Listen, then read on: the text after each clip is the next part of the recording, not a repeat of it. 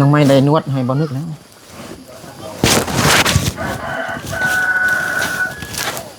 ช่าโอ้กับลมให้นึกซื้อสุดให้น้องไม้คือสิมักคักเลยให้นึกซื้อเสื้อทรงให้น้องนี่ว่าฉันนักร้องแล้วเอาลองมึงรู้จันเอาลองนุ่งอยู่พ่นก็ได้จังไรจึงออกมาโอเคโอ้ดีใจพี่น้องเนาะโอ้เจอมาเธอได้นี่เห็นแต่นุ่งสุดเก่าพี่น้องเนาะงามจักเปอร์เซ็นต์100โอ้ว่ามัน1,000เลยคำมันใหญ่กะพาเป็น5เทื่อพุ่นนั่นนะมาเฮ็ดให้มันผ้าเลยนะอ้อมเลยนะคล้ายๆแบบอบมายังหั่นนะล้างถ้วยล้างบ้วงเมื่อยบ่น้องไหมบ่เมื่อยโอ้กล้ามใหญ่เนาะ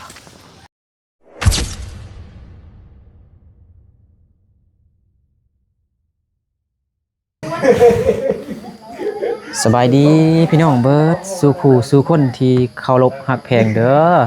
ยินดีต้อนรับเข้าสู่2บ่าวนึกพับไหลเส้นเก่าเหมือนเดิมพี่น้องเนาะตอนนี้บ่าวนึกอยู่บ้านห้วยสะแงมเมืองสยามบุรีแขวงสยามบุรี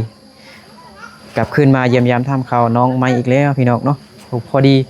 มี FC ผู้ใหญ่ใจดีผู้ใหญ่ใจบุญอยู่ทางฝั่งไทยฝากเงินมา 5,000 บาทให้บ่าวนึกซื้อข้าวให้น้องใหม่เนาะบ่าวนึกก็ได้ซื้อข้าวมาพี่น้องเนาะเฮาบ่มีรถใหญ่บ่าวนึกก็เลยซื้อแต่30 โลพี่น้องเนาะเบิ่งพี่น้องเนาะFC เพิ่นชื่อว่าไอวุฒิพี่น้องเนาะเห็นคลิปน้องไม้เหรอสงสารน้องไม้เนาะก็เลยฝากเงินมา 5,000 บาทเนาะบ่ได้ก็ได้แลกมาได้3,345,000 กีบพี่น้องเนาะไอวุฒิเพิ่นก็สิซื้อ100 โลพี่น้องแต่ว่าเฮาบ่มีรถยนต์หรือว่ารถใหญ่หั่นนะเฮาก็เลยบ่นึกก็เลยตั้งมาแต่30 โลพี่น้องเนาะ30 โลนี่หนักแฮงพี่น้องเนาะระยะทางก็โอ้20 ปลายกิโลเมตรพี่น้องเนาะ23หรือว่า24ลักหรือว่า23-24กิโลเมตรพี่น้องเนาะหนักพอสมควรสำหรับเด็กน้อยเนาะเด็กน้อย30 โลพี่น้องเนาะเมื่อกี้นี่บ่นึกก็ได้โทรหาน้องไม้แล้วพี่น้องเนาะให้น้องไม้ขึ้นมาหาเฮาให้บ่นึกให้น้องไม้แบกเขาสวยเฮาบ่นึกจะซื้อทยอยซื้อให้น้องเนาะกันสิซื้อมาเป็น100 โล50 โลหรือว่า100 โลนี่มันบ่ได้พี่น้องเนาะคันผู้เดียวนี่อาจจะได้อยู่100 โลแต่ก็ยังยากอยู่ได้เนาะ100 โลน่าจะบ่ได้พี่น้องผู้เดียว100 โลนี่ก็บ่แพ้พี่น้องเนาะรถมอไซค์เฮามันบ่แฮงเด้บ่นึกก็ได้ลมไอวุฒิเพิ่นแล้วเนาะบ่นึกว่าสิซื้อแต่ซื้อข้าวให้น้องใหม่ประมาณ50 โลเนาะ50 โลเงินสดที่เหลือก็บ่นึกจะเอาไว้เป็นงบสร้างบ้านหรือว่าเฮ็ดเฮือนให้น้องใหม่บ่นึกจะซื้อข้าวให้น้องใหม่50 โลเนาะอันนี้ก็ซื้อมา30 โลแล้วยัง20 โลพี่น้องเนาะน้องใหม่มาแล้วบ่โทรหาน้องใหม่ตั้งแต่กี้ๆพุ่นน้องใหม่บ่เห็นมากันเนาะเมื่อกี้นี่ก็ฝนตกห่ำพี่น้องเนาะครึ่งทางก็สิมาฮอดบ้านของน้องใหม่แล้วแต่ว่าฝนตกห่ำก็เลยมาแวะพักฝนก่อนอยู่เงินของเอ๋ยเนาะโอเคเดี๋ยวเฮาทาน้องใหม่มาก่อนพี่น้องเนาะ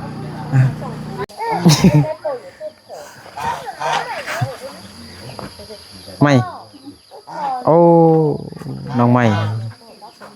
ฉลายนี่น้องใหม่บางนุ่งสุดแบบนุ่งสั้นนึกบังคับไปนุ่งสุดยาวนี่บ่นุ่งพี่น้องเนาะน้องแบบอยากมักแต่งตัวเหมือนหยังกันนะเนาะมันเฮ็ดงามเลยสิให้น้องใหม่แบกเขานี่30 โลแพ้บ่แบกได้บ่30 โลหลายบ่ น้องไม้บ่มีแฮง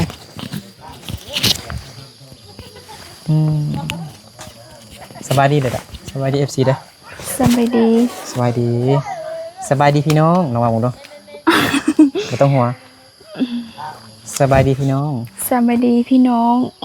ยินดีต้อนรับ บอกว่าไหมยินดีต้อนรับ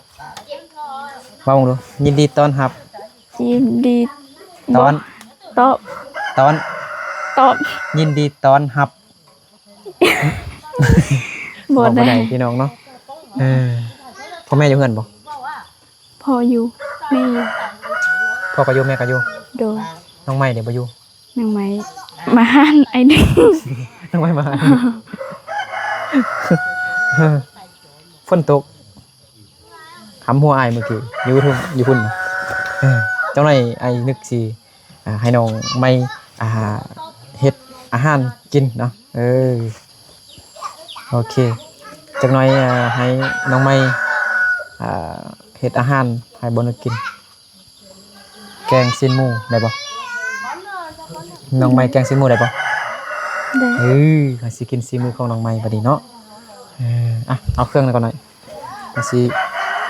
ย่างไปคันเอารถไปนี่ได้บ่ บ่ได้ เป็นหยัง แต่ว่าหุดตุก ฝนตกแล้วเป็นหยัง ไปบ่ได้ ไปบ่ได้มันเป็นหยัง บ่ฮู้หง โอ้โหทั้งมื่นเห็นบ่ แม่น ทั้งมื่นทั้งลื่นไอ้นึกก็บ่ฮู้ว่าสิแบกเขานี่ไปได้บ่ให้น้องไม้แบกกันบ่น้องไม้แบกเข้านี่เด้อซื้อเครื่องหอมมาให้น้องไม้เฮ็ดกินมื้อซื้อมะเขืออีหยังต่างๆมะเขืออยู่บ้านเฮามีบ่อยู่นั่นมีบ่โอ้มีอยู่แล้วแต่ว่าไอ้นึกซื้อมาจับมาเด้ออันนึกสิแบกอันนี้ไป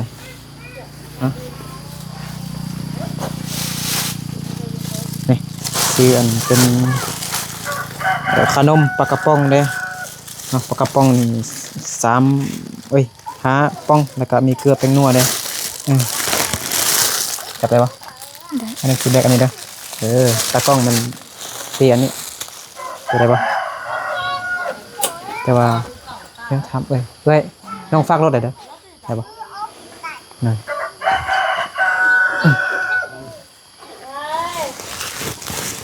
โอ้ บ่ได้ บ่ได้ที่น้องใหม่นึกแบบนี้มันเมื่อแรงนี่น้องใหม่ได้นวดให้บ่นึกแล้ว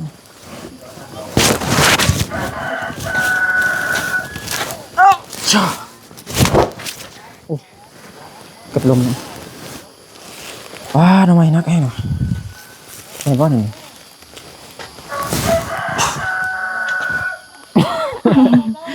เขา30 ลูก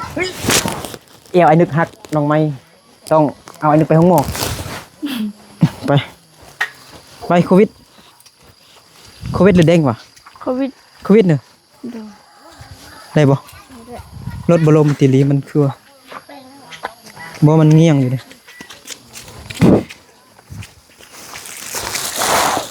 ฝนตกทางมื่นพี่น้องเอารถลงไปเงินน้องไม่บ่ได้ทางมันมื่นมันลื่น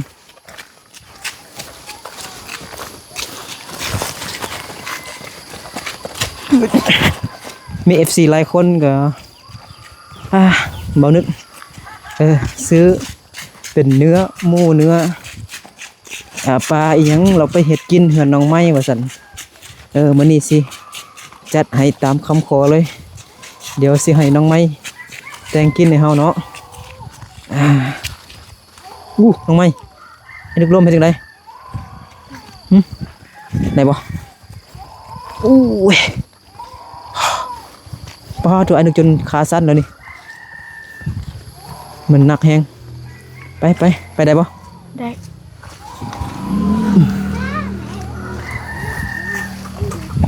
น้องไม้ยังไปก่อนโควิดนี่มานี่บ่จับเครื่องช่วยเอื้อยยันแต่ไอ้นึกลักพาน้องไม้กลับบ้านพุ่นเด้เอาน้องมานำ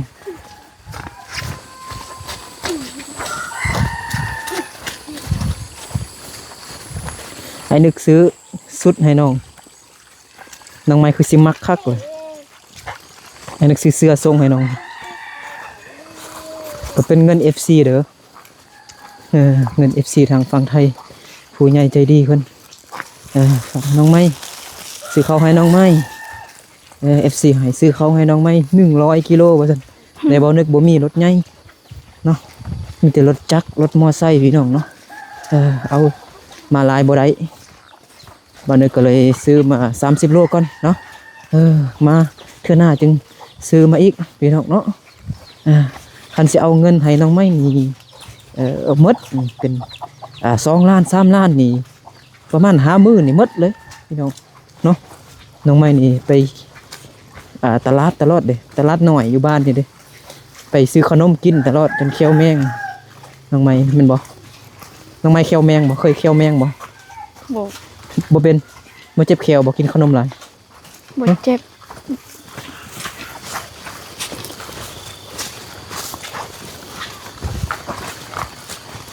โอ้น้องไม้ย่างไวๆย่างไวน้องไม้มื้อนี้บ่ไปให้ถ่ายนึกกันบ่แม่ถ่ายนึกยังไอ้นึงว่าคิดฮอดไอ้นึงคิดฮอดไอ้สุตีไปในเฮือนเลยบ่ไปสบายดีทุกคนโดยสบายดีย่อมืองามๆเด้อสบายดีเด้อนบงามๆเด้อเดี๋ยวไอ้นึกฮักแล้วน้องไม่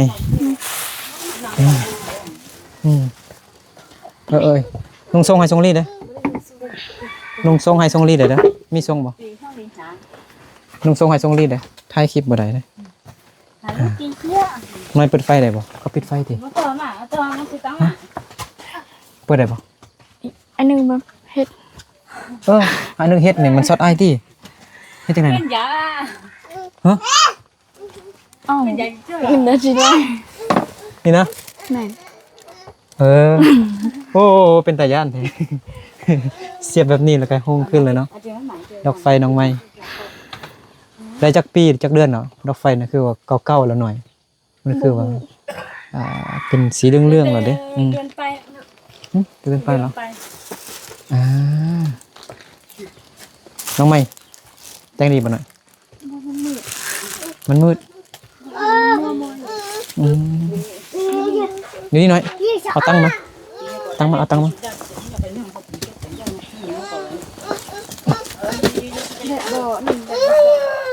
ได้ปะ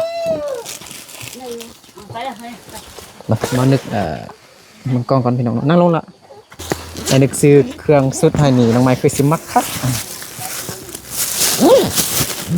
หยอกเลยเดี๋ยวอันนี้เป็นเครื่องน้องนุเลยนี่มาดูเสื้อดู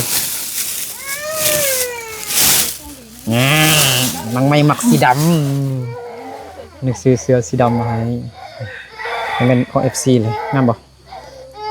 น้องไว้งามมักบ่มักลองนุ่งเลยบ่ได้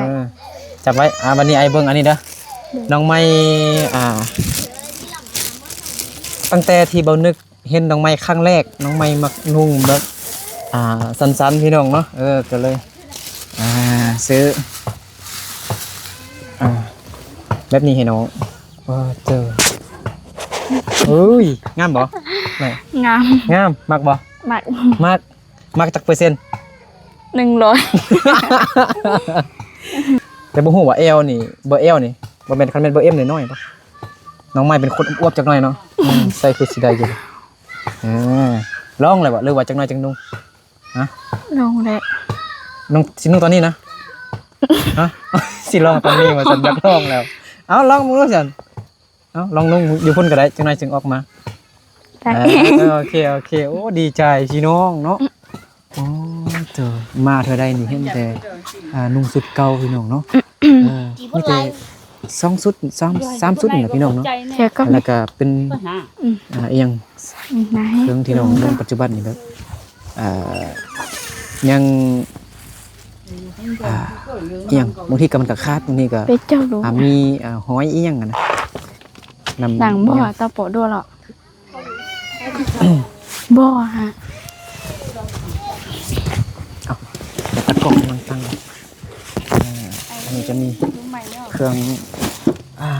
น้องๆน้อยน้องมันจะนั่งนี่สุดเก่าน้องใหม่นี่บางทีก็คาดบางทีก็มีอันห้อยอีหยังเปื้อนพี่น้องเนาะมันก็เลยซื้อให้น้องเนาะก็เป็นเงินของอัน FC ผู้ใหญ่ใจดีผู้ใหญ่ใจบุญเพิ่นเนาะพี่น้องเนาะฝากมา5,000 บาทเนาะไอ้วุฒิเนาะปาเตอร์บัดนี้น้องใหม่โอ้แต่งเสื้อทางล่างหน่อยงามแล้วเนาะปาเตอร์คือผู้สาว18 ปีนี่ น้องใหม่มักนุ่งจังซี่พี่น้องเนาะเมื่อกี้เห็นบ่นึกเอาเสื้อออกมาแล้วยังธรรมดาอยู่พี่น้องเนาะยังบ่ดีใจเด้อบ่นึกจับอันยังก็เป็นเขาเอิ้นหยังก็เขาเอิ้นหยังน่ะสเกิร์ตนี่อันสเกิร์ตพี่น้องเนาะเราเห็นสเกิร์ตเราน้องใหม่ คล้ายๆคือน้องอาปงมื้อนั้นบ่นึกซื้อไม้ทัดยาวให้เราดีใจ งามจักเปอร์เซ็นต์100 100โอ้บ่แม่น 1,000 เด้อนั่งหน่อยได้บ่นั่งลงได้บ่นั่งได้บ่เครื่องสำอางยังอยู่บ่เครื่องสำอางยังบ่เครื่องสำอางยังบ่เครื่องแต่งหน้าน่ะยังอยู่ยังน้อยเธอเงิน FC ซื้อให้ได้นี่ไอ้นึกแต่ FC ก็บ่ฮู้เนาะว่าน้องไม่มีเครื่องนุ่งหรือว่าบ่มีหั่นนะแต่ว่าไอ้นึกมาตลอดเราเห็นน้องคือว่าน้องใส่แต่สุดเก่าหรือมันบ่มีหลายนะพี่น้องเนาะคือ2ชุด3ชุดนี่ล่ะแต่ละชุดก็มีอันหอยคาดบางทีก็มีอันหอยเปื้อนอีหยังติดเนาะซักบ่ออกพี่น้องเนาะแล้วก็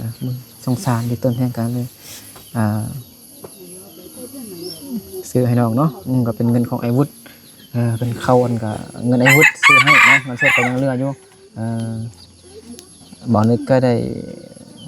ลมนำได้คุยนำไอ้วุฒิแล้วเนาะบ่นึกว่าสิซื้อเข้าให้น้อง50 โลเนาะแต่เมื่อกี้นี่มื้อนี้นี่ซื้อมา50 โลบ่ได้พี่น้องเนาะมันบ่มีรถใหญ่จักพี่น้องมันจึงซื้อแต่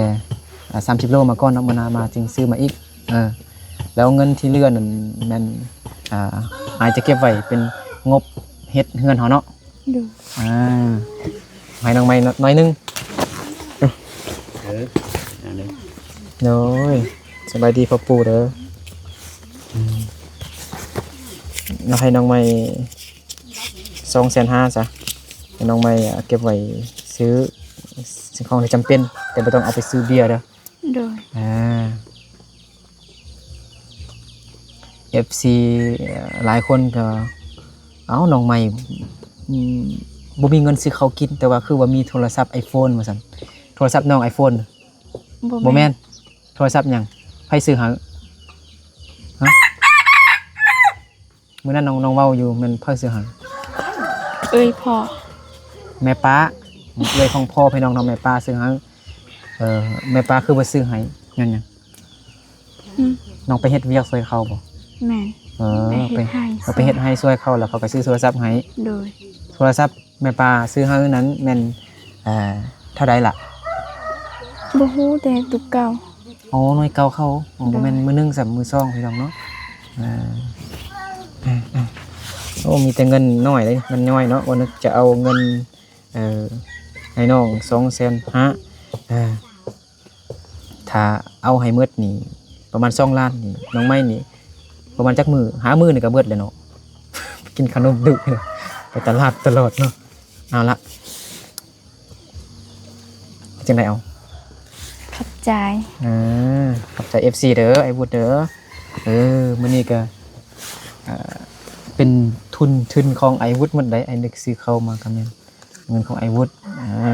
ของกินเนาะเป็นหมู่แม่สบายดีแล้วบ่สบายดีแม่โดย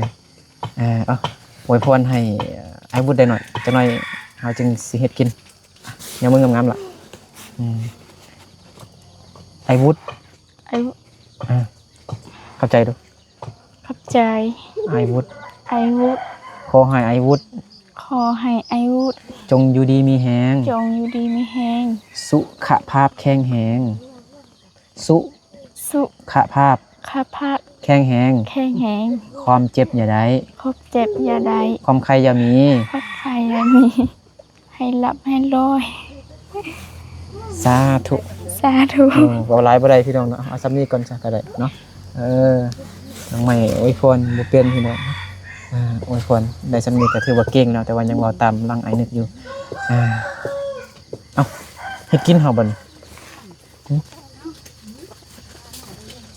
เนาะให้น้องมาเฮ็ดกินเลยบ่นี่ไปลุกน้องมาเฮ็ดกินเลยสิมีมีดบ่เนาะมีดบางมีบ่โอ้มันมืดเด้เนาะ นี่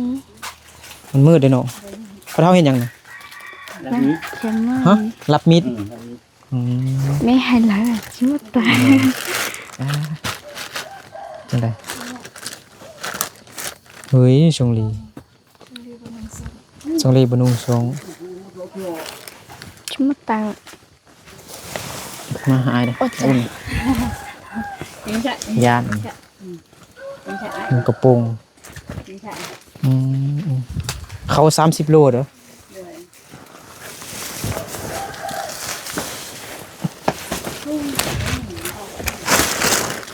แม่เฒ่าปะปูกินน่ะเด้อย่าปะปูกินน่ะเด้อ พ่อ เงินน้องใหม่เงินสดที่ยังเหลือ2ล้านปลายพี่น้องเนาะเหลือที่บ่ได้ซื้อข้าวแล้วก็ซื้อของกินซื้อเครื่องน้องใหม่เนาะยังเหลือ2ล้านปลายพี่น้องมันจะเอาไว้เป็นงบเฮ็ดเฮือนให้น้องใหม่เนาะดินยังบ่ได้แทกเด้อบ่น้อง แม่ชิวตายค่ะ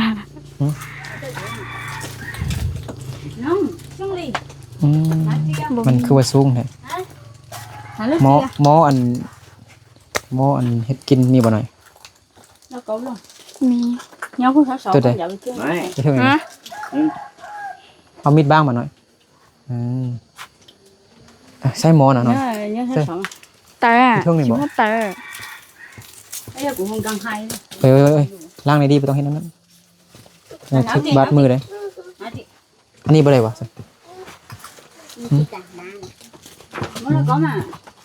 ไม่เช็ดบัดนี้ไอ้นึกอยากเข้าไอ้นึกหายเด้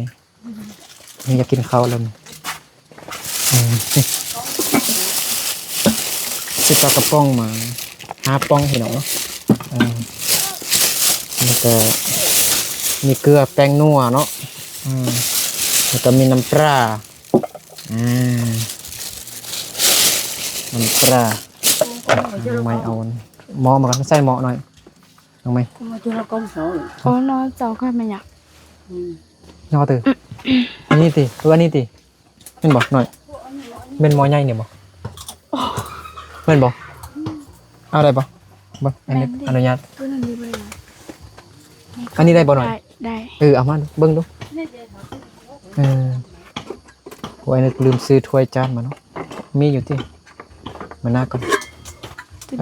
เอาไปล้างก่อนหน่อยไปล้างก่อนเอาไว้มาเบิ่งเลยนะเขายังหลายบ่ ยัง คือว่าล้างถ้วยหม้อจะเทิงเห็นมาล้างกี่รูปนี่หน่อย ยังดีได้แหละ จงรีบนุ่งฟง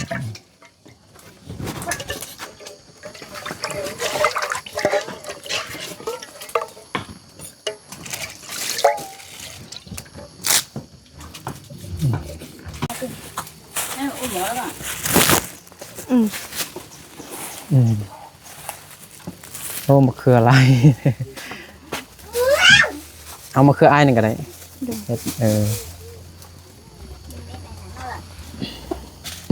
จง นุ่งสุดใหม่ ก็จะได้เดี๋ยวดารา เรียก ไว้ อะไรบัดนี้น้อง แม่ ไม่ ง่ายจะเต้นเนี้ยละ บ่นึกซื้อมะเขือมาพี่น้องเนาะสิ ซื้อต้นจัว อ ออมซีนหมูพี่น้องเนาะมีกระเทียมแห้งเลยแล้วก็มีอันหอมแดงแต่บ่มีผักอีตู้เนาะมีผักอีตู้บ่เลยข้ามมันน้องไม้นี่น้องไม้เก็บไว้แล้วอันนี้ครับเอาขี้หูดหอมแห้งพี่น้องเนาะซีนเสียบมีดบ่เขาบ่ไปรับก่อนเลยไปรับก่อนก็ได้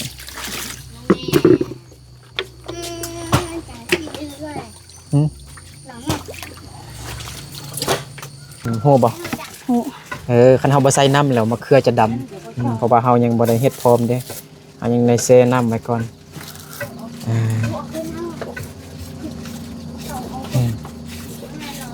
มันแก้บ่หน่อยคันแก้แล้วบ่ต้องมันเอาอันตัวอ่อนๆก็ได้มันแก้เอาซอยเอาข้างนอกมันก็ได้เฮ็ดเป็นใหญ่กว่านั้นก็ได้หน่อยบ่ต้องซอยก็ได้น้องไหมอันนั้นนะจักสิซื้อซาน้องใหม่นั่นได้ น้องใหม่มันก็บ่เข้าใจนี่พาเครื่องเลยพาเป็นซี่เลยหน่อยนี่เอาบันปอกกันเบิ่งไอรีดกันเบิ่งไอรีดคำมันใหญ่ก็พาเป็น5เทื่อพุ่นนั่นนะมาเฮ็ดให้มันพาเลยนะอ้อมเลยนะคล้ายๆแบบอบมายังหั่นนะใส่น้ำน้อยๆจังหน่อย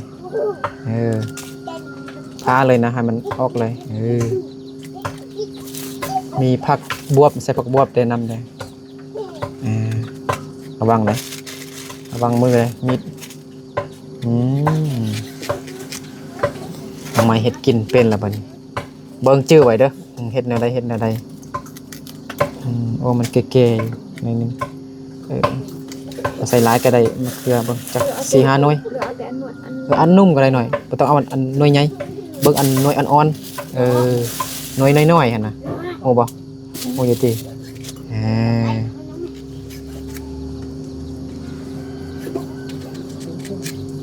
ระวังมือเด้อเสียไว้อันนุ่มๆมันสั้นๆแหละอ่อนๆน่ะจริงอันแก่นก็เอาไว้กับก็ได้เติม2หน่วยก็ได้แต่ก็คนหลายเลยเนาะ10คนพุ่นพี่น้องเนาะแม่นบ่แม่น10คนว่าพ่อนี่ไปย่างเราไปดูครับเลาะกลางบ้านฝนตกขุดได้บ่บนเฮ็ดเฮือนนะยังบ่ได้ขุดเถอะบ่แม่แต่ว่าต้องได้บอกให้ในบ้านมาแทกก่อนเนาะโอ้ยบอกในบ้านมาแทกก่อนแต่ว่าในบ้านบ่อยู่บ้านพี่น้องในบ้านไปอยู่สวนยางพาราเนาะน่าจะได้แล้วบ่พอเลยติได้แล้วติเบิ่งแก่แล้วอันข้างนอกนี่แม่เอาข้างนอกมั้ยข้างนอกมีอันอ่อนบ่มะเขือเหี่ยวอันบ่อันนั้นเอาแต่มะเขือสั้นๆสิว่า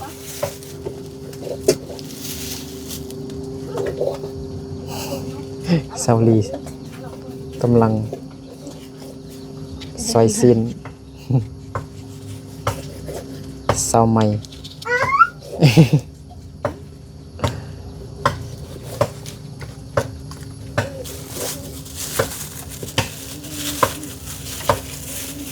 พ่อแล้วบ่โอ้ไม่หลายแห้งพี่น้องเนาะนั่นแหละไว้ปิ้งเลยไว้กินคาบหน้าก็ได้เอาบัดนี้ตำเครื่องบัดนี้น้องไม้เอามาปอกอันนี้หอมแดงนี่หอมกระเทียมนี่แหละมะเขือมาตำใส่น้ำกัน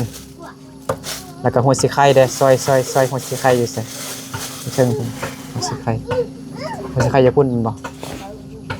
เอาหัวสีไข่มาแล้วหัวสีไข่มาหัวสีไข่ซอยเป็นแว่นแล้วก็ตำเลยน้องไม้สักเครื่องมีแฟบบ่มีคิดว่าสักเครื่องละน้องไม้ตักเครื่องจังซี่เลย ผู้สาวบ้านป่า น้องใหม่น้องใหม่บ่มักนุ่งแบบยาวพี่น้องมักนุ่งสั้นคันเอาเสื้ออันเครื่องอ่าแบบยาวๆนี่น้องบ่มักแบบสุดสั้นๆเลยเนาะทานโควิดก่อนเนาะคันบ่มีน้ำก๊อกนี่ก็จำเป็นได้กินอยู่นี่เนาะแม่นบ่ หม้อแม่จ้ะแม่น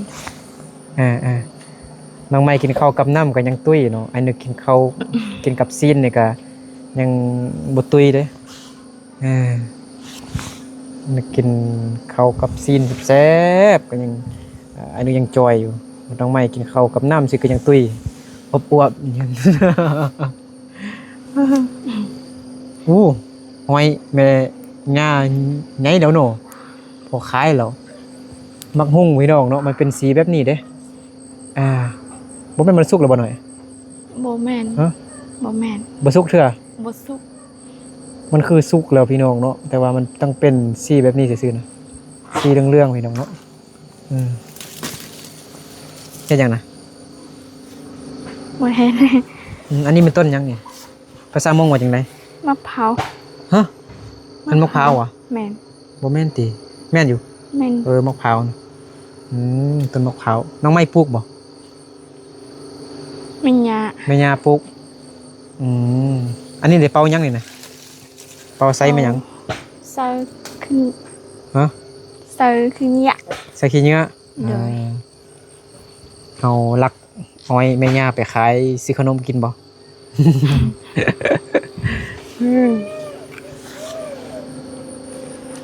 ยอดบักบวบนี่เก็บเอาไปใส่อันนั้นเมื่อกี้ก็ได้แซ่บเลยยอดบักบวบนี่เห็นบ่อันนี้ไปเก็บไปเก็บในอยนึงแล้วก็ล้างแล้วก็ใส่น้ำมันเหาะล้ามเมื่อกี้แกงอ้อมซินหมูเมื่อกี้นะมันมีมากบ่ไม่มีมากบ่ บ่มี เก็บเอาหน่อยนึงเก็บเอาอ่อนๆนะมันก็ล้างดีๆแล้วก็ใส่กับซีนหมูมะเขือแซ่บงามเนาะงามคือน้องไม้เห็นบ่ บ่ฮู้ บ่ฮู้น้องไม้งามจักเปอร์เซ็นต์ 55 55เอาเหมือนนั้นว่า50%เลยเมื่อ FC ฮู้อันค่าดองของน้องไม้แล้ว FC ว่ามักค่าดองบ่แพงว่าซั่น 9,000 กว่าบาท 6 ล้าน 7 ล้านสิแต่ยังบ่รวมอันค่าอหยังเครื่องดื่ม บ่มี เป็ แล้ น ว ของกินมายังนี่น่าจะ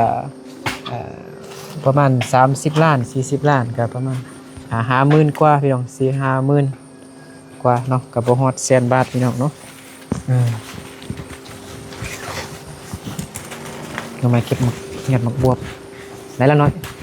เก็บลายจากไหนแม่เท่าว่าให้ได้เนาะเอาไปล้างน้องมักกินบ่มักกินยอดมักบวบบ่มักกินยอดมักบวบบ่ มัก แซ่บบ่ แซ่บ จักเปอร์เซ็นต์ จักเปอร์เซ็นต์ บ่ฮู้ โอ้โห 90%อยู่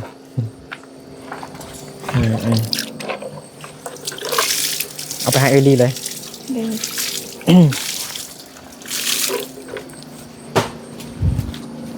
แม่ นั่นน่ะให้อยู่ข้างๆกันเบิ่งน้องไม้ล้างถ้วยล้างบวงล้างจานขนาดนึงบ่ให้ซื้อฟอยล์ก็คือสิบ่ได้ซื้อแหละเนาะปีนี้นะ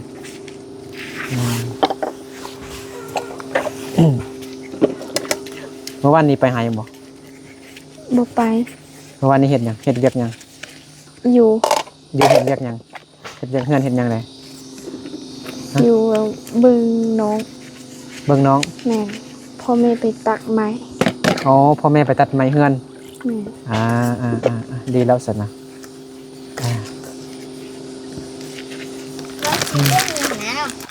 ไม่ยังน้องชงล้างมือน้องชงพอเลยล้างมือตักเลยคอยเมียนกันได้เอ้ามากินข้าวก่อน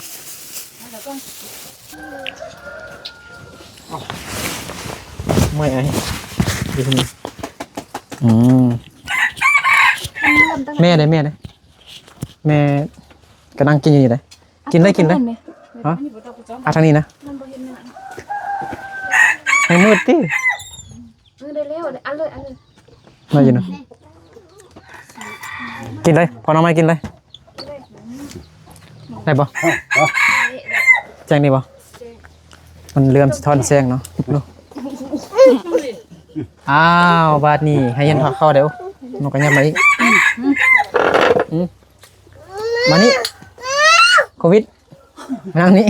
นั่งเลยเบิ้งมีจักคน 2 คนไปกินข้าวอยู่พุ่นเอาพอปูเลยสัตว์ ปูอยู่เท่านี้ไง บ่มาเนอะไปจ้องมาให้เล่ากันเลยเนาะไปจ้องมาให้เล่ากันได้ยังอยู่บ่อันดิบเป็นยังอยู่เนาะปลากระป๋องกันยังอยู่จงให้พอปูเลยเนาะเบิ่ง1 2 3 4 5 6 7 8กินอยู่พุ่นพี่น้องเนาะซุ่มได้บ่เด้งกับอัน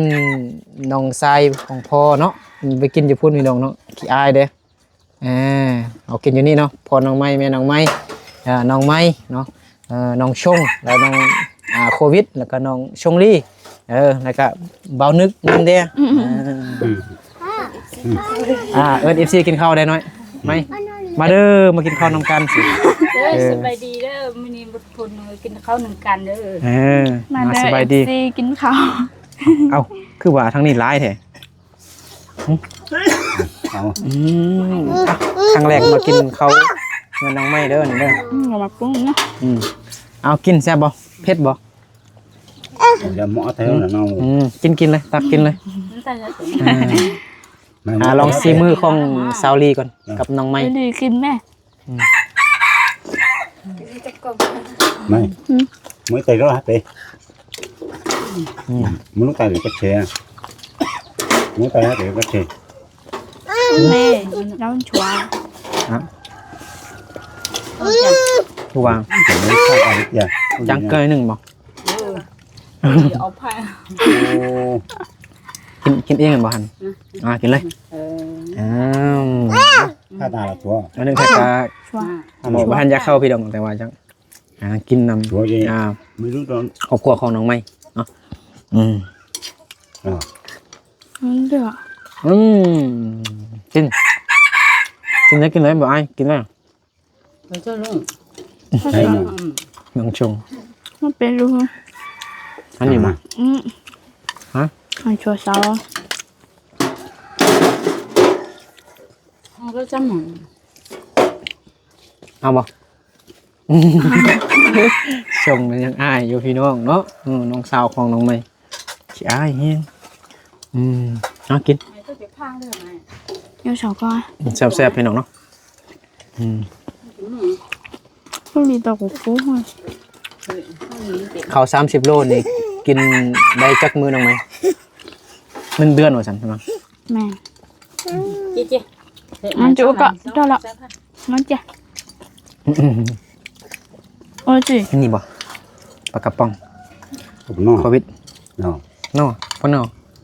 โควิดกับปนอข้าวบ่หมดน้องโควิดบ่อาทิตย์ขึ้นหน่อยจักเฮ็ดจังคือไอ้1นี่เฮ็ดคือ1นี่เดียวจังซี่จังงามกินอะไรมั้ยปลากระป๋องนี่แซ่บพี่น้องเนาะชิมือของน้องไม้กับซาวลีไม่ได้น้ำหมอไม่น้ำหมอกินหรอเป็นอย่างไอ้หนึ่งบอกกินข้าวเอ้าก็ไอ้กินอยู่นี่หน่อยนี่เห็นบ่ตักกินสิเบิดแล้วนี่ถ้วยนึงแล้วนี่เห็นบ่มีถึงข้าวอยู่ใช่ไหมเมื่อกี้ทันยักษ์แกงกินน้ำครอบครัวของน้องไม้ซื่อๆเชี่ยเป็นยังจังเกลือละ1บ่นี่บ่อันนั้นน้ำตาลทำไมจังอย่างนี้บ่พอแล้วแซ่บแล้วโดดเจ้าลิน้องไม้ว่าแซ่บแล้วว่าซั่นซีมือเอลี่น้องไม้2 คนซ้ำน้อยจังแซ่บ เฮ็ดยังไงน่ะมีแต่ลิ้นอยู่เด้บ่กินเด้ชงลี น้ำหมอมะ เบิ่งยุงกัดยุงดูดหน้าผากกันบ่เฮ็ดยังน่ะเฮ็ดยังน่ะดีใจอีหยังน่ะ มันนี่เราบ่กินเอาเขาไม่กิน เด้งอ๋อเด้งคือสบายแท้ไปนอนกินอยู่พุ่นนะ เด้งนะ